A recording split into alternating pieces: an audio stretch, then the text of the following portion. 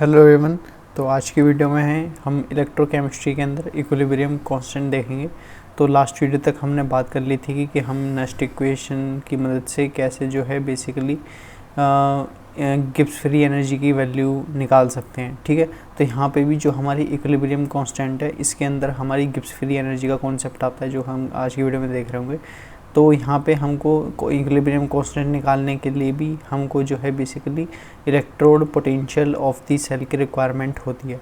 और electrode potential of the cell कैसे निकल करके आती है आप जानते हैं। उसके लिए हमारी ई नॉट ऑफ सेल को कैलकुलेट करने के लिए E naught of cathode minus E naught of anode करना पड़ता है।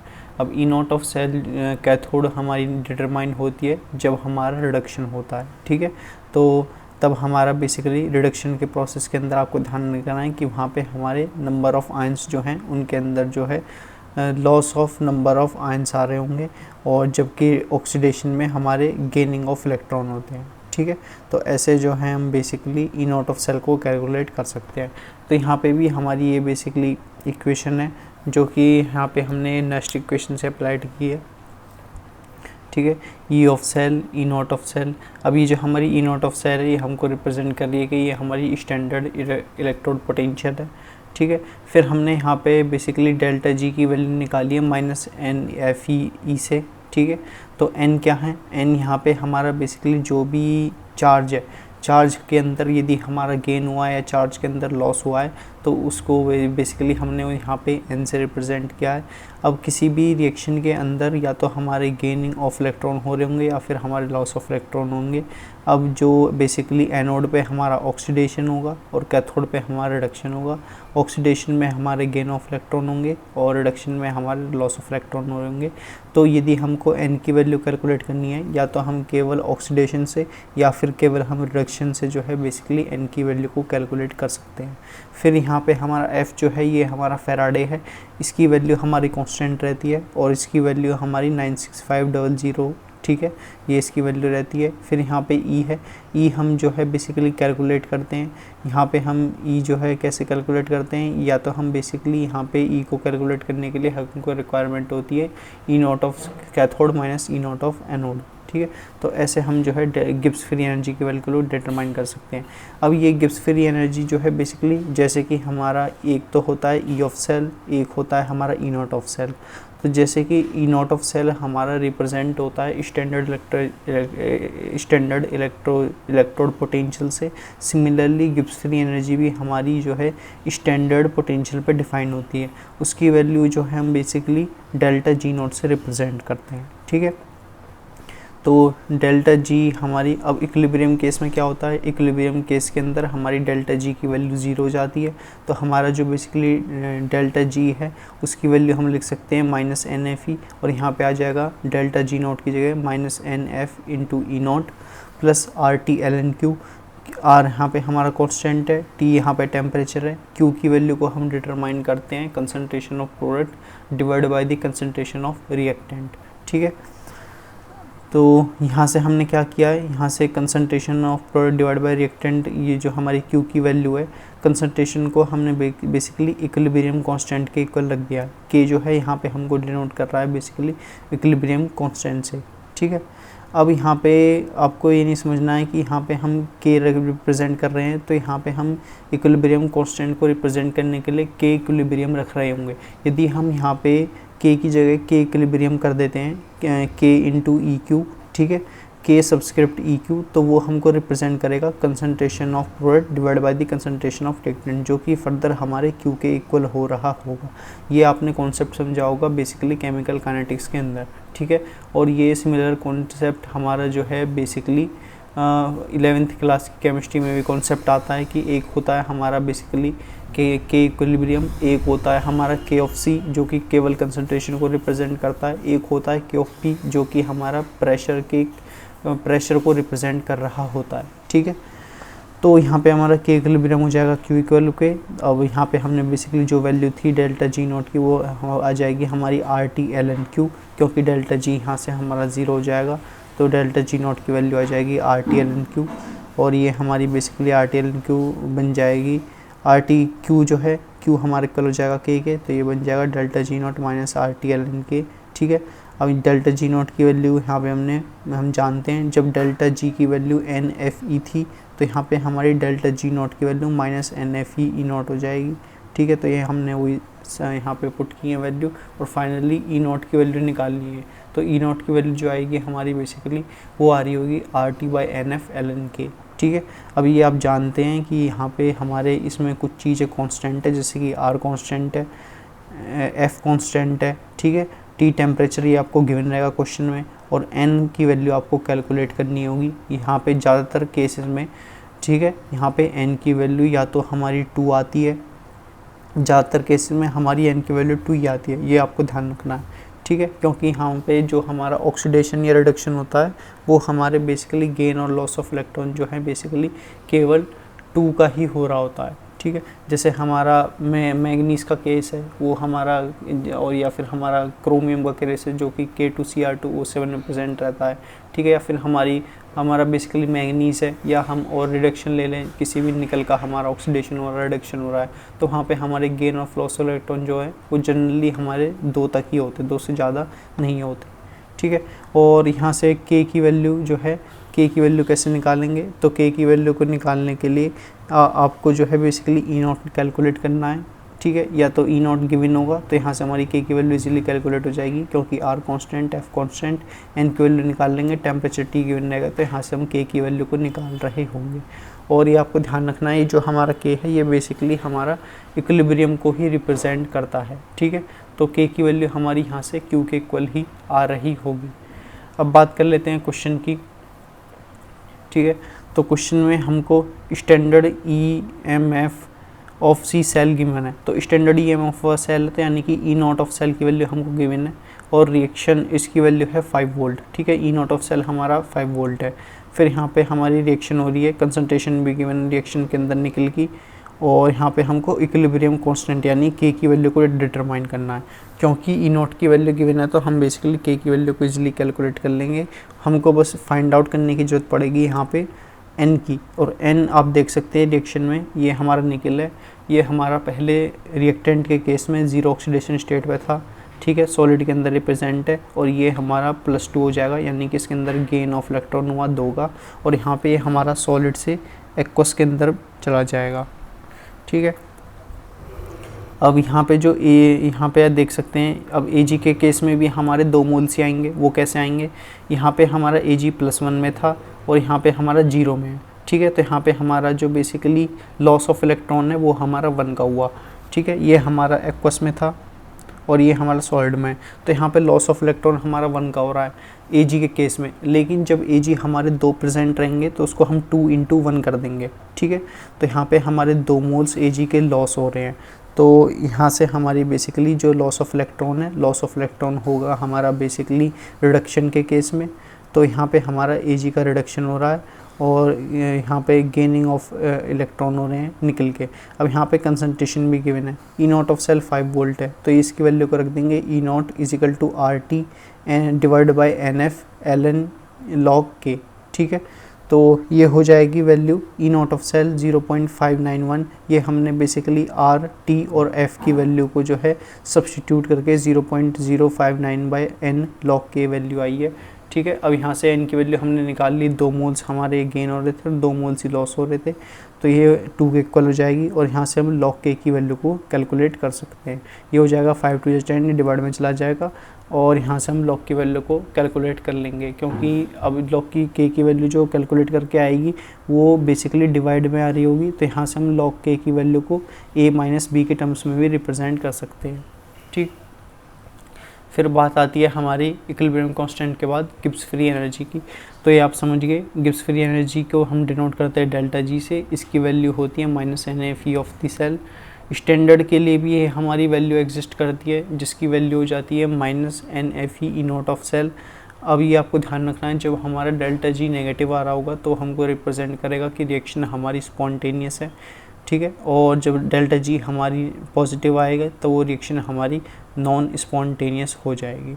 ठीक है, तो अब स्पॉन्टेनियस और नॉन स्पॉन्टेनियस रिएक्शन क्या होती हैं, यानी कि ये रिएक्शन हम स्पॉन्टेनियस रिएक्शन हमारी वो टाइप की रिएक्शन होती है जिसमें हमको बेसिकली रिएक्शन से प्रोडक्ट में कन्वर्ट कराने के लिए रिएक्टेंट से प्रोडक्ट में जाने के लिए रिएक्शन को एक्सटर्नल सोर्स की रिक्वायरमेंट नहीं पड़ती, ठीक है, वो हमारी स्पॉन्टेनियस रिएक्शन होती हैं। सिमिलरली हमारी बेसिकली कुछ रिएक्शन ऐसी भी होती हैं जो कि हमारी रिवर्सिबल इन नेचर होती हैं।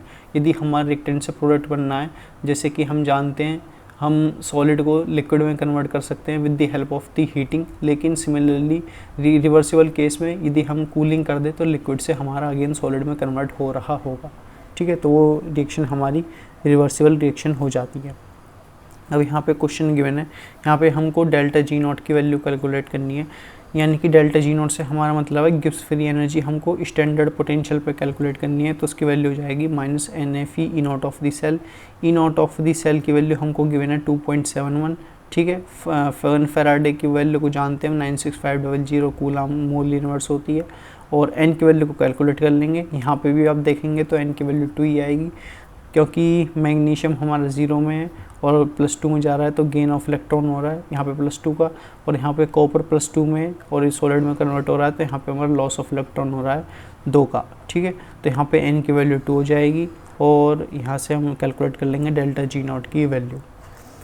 फिर नेक्स्ट क्वेश्चन की बात कर लेते हैं। तो नेक्स्ट क्वेश्चन में यहाँ पे हमको जो है रिएक्शन गिवन है और standard EMF of a cell given है, यानी कि E naught of the cell given है, EMF गिवन है, यानी कि E ऑफ सेल गिवन है हमको, E naught of cell given है, कंसंट्रेशन गिवन है, और यहाँ पे हमको बताना है n की वैल्यू यदि हमारे आ जाती है तो हमको बेसिकली कंसंट्रेशन बताना है, यानी कि कंसंट्रेशन कैसे निकालेंगे। कंसंट्रेशन को डिनोट करने के लिए हमको रिक्वायरमेंट होती है क्योंकि Q से जो है हम concentration of product divide by the concentration of reactant की वैल्यू को कैलकुलेट करते हैं, ठीक है। तो इसमें आप देख सकते हैं ये हो गया हमारा E of cell 5 volt, E naught of cell 5.6 volt, ये वैल्यू रख दी हमने। E of cell is equal to E naught of cell minus 0.059 divide by the 2 यहाँ पे हमारा n है, यानी कि हमारा gain of electron loss of electron 2 का हो रहा है लॉग Q। अब लॉग Q के लिए हमको कंसंट्रेशन ऑफ प्रोडक्ट रखनी है पहले। अब देख लेते हैं हमारा जो है प्रोडक्ट का कंसंट्रेशन कितना है, तो यहाँ पे आप देख सकते हैं निकल 0 से +2 में जा रहा है और कंसंट्रेशन गिवन है इसका 0.02, ठीक है। तो ये हो गया 0.02 प्रोडक्ट में है। अब Ag का हम कंसंट्रेशन नहीं गिवन है तो इसको हम जो है x सपोज कर लेंगे, ठीक है। और देख लेते हैं बाकी सारे फैक्टर गिवन है तो यहाँ से हम x की वैल्यू को इजीली कैलकुलेट कर पाएंगे। और यहाँ पे हमने जो Q की वैल्यू है ये हमने रखी है कंसंट्रेशन ऑफ प्रोडक्ट, ठीक है। यहाँ पे क्योंकि कंसंट्रेशन ऑफ प्रोडक्ट निकल का हो रहा था, अब यहाँ पे रखेंगे concentration of reactant. Concentration of reactant हो जाएगा हमारा ये Ag+, ठीक है। तो ये हमारा, अब इसको आप ऐसे नहीं रख सकते कि निकल का आपने जो है बेसिकली कंसंट्रेशन ले लिया +2 के अंदर, तो जब कंसंट्रेशन ऑफ रिएक्टेंट रखेंगे तो यहाँ पे आप निकल सॉलिड स्टेट में प्रेजेंट कर देंगे, तो केवल एक ही हमारे कंपाउंड का तो रिडक्शन होगा या फिर एक कंपाउंड का हमारा ऑक्सीडेशन हो रहा होगा ओवरऑल रिएक्शन के अंदर। तो जिसकी भी कंसंट्रेशन की वैल्यू हमने रख दी है तो हम जो है दूसरा मेटल या फिर नॉन मेटल या फिर कंपाउंड मॉलिक्यूल आयन जो है ये कंसिडर्ड कर रहेंगे रिएक्टेंट के केस में उसकी कंसंट्रेशन वैल्यू को डिनोट करने के लिए, ठीक है। अब यहाँ पे Ag+ जो है ये होल स्क्वायर 2 में इसलिए आया है क्योंकि यहाँ पे हमारे Ag के 2 मोल्स प्रेजेंट थे, ठीक है। तो यहाँ पे हमारा जो है +2 आ जाएगा। अब निकल हमारा +2 स्क्वायर इसलिए नहीं आएगा क्योंकि यहाँ पे निकल के 2 मोल प्रेजेंट नहीं है, ना तो प्रोडक्ट में ना ही रिएक्टेंट के अंदर, ठीक है। तो इन सारी वैल्यू को रख दिया हमने और यहाँ से हम जो है x की वैल्यू को कैलकुलेट कर लेंगे। सेकंड पार्ट में हमको ड्राइव करना था basically if the reaction is at equilibrium then find the equilibrium constant, यानी k की वैल्यू को डिटरमाइन करना है एंड डेल्टा जी नॉट। तो डेल्टा जी नॉट की वैल्यू हम निकालते हैं -NFE into E naught of the cell. तो ई नॉट ऑफ सेल हमको गिवन है, n की वैल्यू हम निकाल सकते हैं, f की वैल्यू कांस्टेंट है तो डेल्टा जी नॉट वैल्यू आ जाएगी। फिर डेल्टा जी नॉट की वैल्यू से हम इक्विलिब्रियम कांस्टेंट की वैल्यू को कैलकुलेट कर लेंगे क्योंकि हम जानते हैं डेल्टा जी नॉट और इक्विलिब्रियम कांस्टेंट में रिलेशन होता है -RT ln k का, ठीक है।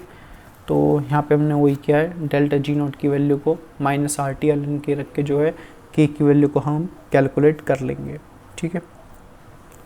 अब बात कर लेते हैं हमारे नेक्स्ट टॉपिक की जो कि है कंडक्टेंस, ठीक है। कंडक्टेंस क्या होता है, तो कंडक्टेंस हमारा ease of flow of ions होता है। तो जो भी हम पर्टिकुलर सॉल्यूशन रहेंगे तो उस सॉल्यूशन में हमारे आयंस का कैसा फ्लो होगा ये हमारा कंडक्टेंस रिप्रेजेंट करेगा।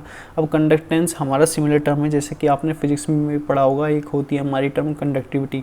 तो वहाँ पे हम क्या डिफ़ाइन करते हैं, उस केस में कंडक्टिविटी के अंदर हम डिफ़ाइन करते हैं कि हमारा बेसिकली कंडक्टिविटी में डिफ़ाइन करते हैं कि हमारा जो है करंट या फिर चार्ज कितना जनरेट हो रहा है। अब करंट या फिर चार्ज जब हमारा जनरेट होगा तो वहाँ पे हमको रिक्वायरमेंट पड़ेगी स्पीड ऑफ या फिर मोशन ऑफ द इलेक्ट्रॉन्स, क्योंकि मोशन ऑफ इलेक्ट्रॉन्स की वजह से हमारा करंट डेवलप हुआ और करंट डेवलप होने से हमारा इलेक्ट्रिक चार्ज या फिर जो है इलेक्ट्रिसिटी डेवलप हो रही होगी। सिमिलरली कंडक्टेंस में हम देखते हैं कि ease of flow of ions के केस में सॉल्यूशन के अंदर कितनी मूवमेंट है हमारी, कितनी स्पीड से हमारे आयन मूव कर रहे हैं, तो उसको हम कंडक्टेंस से डिफाइन करते हैं। ठीक है, अब ये जो कंडक्टेंस है ये हमारी रेसिप्रोकल ऑफ द रेजिस्टिविटी से निकलता है 1/r से। तो G से हम डिनोट करते हैं कंडक्टेंस को और इसकी यूनिट होती है ओम इनवर्स और साइमन। ठीक है, फिर यहाँ पे K है हमारा कप्पा या फिर हम इसको कंडक्टिविटी भी कहते हैं। ठीक है, इसकी वैल्यू होती है G × G*। अब यहाँ पे जो बेसिकली G* की वैल्यू है उसको हम डिफ़ाइन कर सकते हैं लेंथ पर यूनिट एरिया से, ये हमारा एक प्रकार का सेल कांस्टेंट है। ठीक है, तो यहाँ से कप्पा की वैल्यू हो जाएगी, ये कप्पा की वैल्यू हो जाएगी S × लेंथ होगी मीटर में। ठीक है, यानी साइमन × मीटर और डिवाइड बाय m² हो जाएगा एरिया की यूनिट। ठीक है, तो यहाँ से हम लिख सकते हैं साइमन × मीटर इनवर्स। ठीक है, या फिर सेंटीमीटर में डिनोट कर सकते हैं या फिर डेसीमीटर में। ये हमारी वैल्यू आ गई कप्पा की। अब जिस भी केस के अंदर हमारी जो है G* यानी कि सेल कांस्टेंट की वैल्यू यूनिटी रहेगी, उस केस के अंदर हमारी कप्पा की वैल्यू जो है कंडक्टेंस के इक्वल आ जाएगी। ठीक है, तो ये हो जाएगा हमारा, यहाँ पे कंडक्टेंस और कप्पा की वैल्यू जो है इक्वल आ जाएंगी, तो यहाँ से हम डिफ़ाइन कर सकते हैं। उस केस में जो है हमारी बेसिकली जो है G* की वैल्यू वो हमारी जो है बेसिकली सेल कांस्टेंट की वैल्यू जब हमारी यूनिटी होगी तब कप्पा और G की वैल्यू हमारी इक्वल आ जाएंगी। फिर नेक्स्ट टॉपिक आता है हमारा मोलर कंडक्टेंस। तो मोलर कंडक्टेंस बताता है कि conductance observed when 1 mole of electrolyte use, यानी कि हमारा जब हमने 1 मोल ऑफ इलेक्ट्रोलाइट यूज़ किया, ठीक है, तो उस केस में हमारी कंडक्टेंस की वैल्यू कितनी थी। अब ये मैंने आपको बताया था कि K की वैल्यू जो है हमारी बेसिकली कप्पा को डिनोट करती है, लेकिन जो मोलर कंडक्टेंस का केस है उस केस के अंदर हम K की वैल्यू को डिफ़ाइन करते हैं एज द कंडक्टेंस। तो किसी केस में जो है हमारा K की वैल्यू डिफ़ाइन करेगा कंडक्टेंस से और किसी केस के अंदर हमारा K की वैल्यू डिफ़ाइन करेगा कप्पा की यूनिट से। ठीक है, अब इसमें आपको ध्यान रखना है कि किस केस में हमारा ये एक्ट कर रहा होगा एज द कप्पा और किस केस में एक्ट कर रहेगा ये हमारा एज द कंडक्टेंस। ठीक है, तो जब हमारा मोलर कंडक्टेंस या फिर मोलर कंडक्टिविटी आ रही होगी तो उसमें जो है हम K की वैल्यू को डिनोट करेंगे कंडक्टेंस से। ठीक है, और जब हमारा बेसिकली मोलर कंडक्टिविटी नहीं आएगी, ठीक है, क्वेश्चन में गिवन रहेगा कि मोलर कंडक्टिविटी आ रही है, ठीक है, या मोलर कंडक्टिविटी की वैल्यू इतनी है। ठीक है, तो जब हमारा मोलर कंडक्टिविटी गिवन नहीं रहेगा तब हम इसको कप्पा की वैल्यू जो है ट्रीट करेंगे K की वैल्यू को, और K की वैल्यू को तब हम उस केस में लिख सकते हैं G × G*।